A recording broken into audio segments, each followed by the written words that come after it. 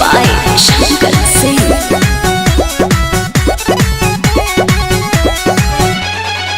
कादोनी गजुर मजुर फोनवे में बोलता डरता करे जाई मान हमर डोलता।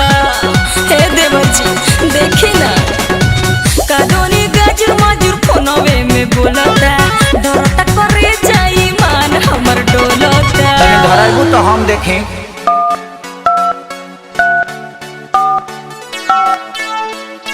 बिना ताम ते घर से बाहरी नत निकली भैंस दुही तो सैनिटाइजर लगाते दुही। बिना दाबी लगाते घर से बाहरी मत निकली थोथुन मत न तो उठा ले दाई।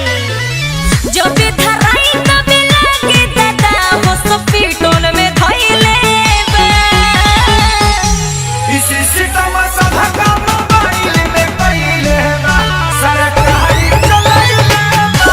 इसी सिस्टम सब काम मोबाइल में कइले बा सरकारी चलाइले बा।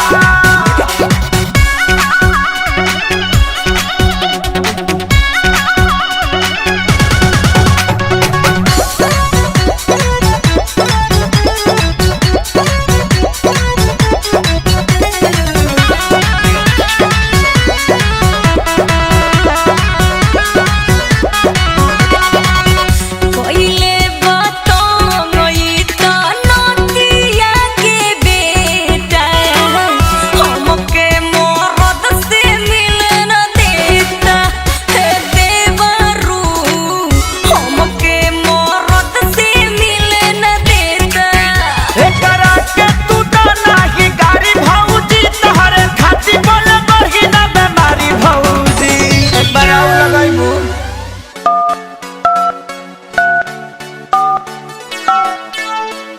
कोविड-19 से बचे के लिए आहा सब घरे में रहू। सरकार का निर्देश का पालन करो। दिन में भर दिन साबुन सरफ से हाथ धो।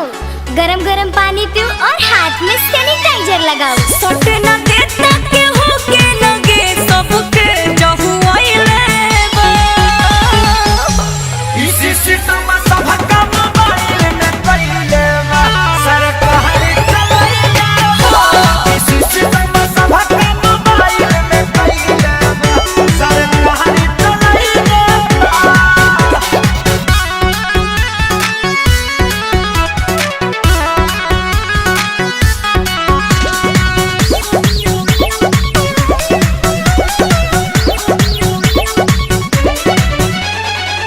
सैया पवन से मिलती मन करे मोरा।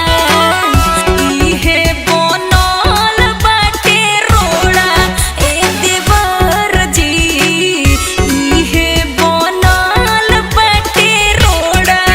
कहतानी जनरेशन कर थोड़ा भौजी भैया आ जाई है धाली हम करा भौजी।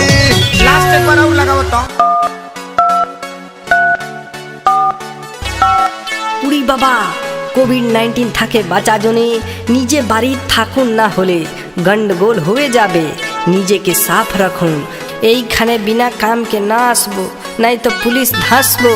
থথুন মত না তো উঠালে দাই।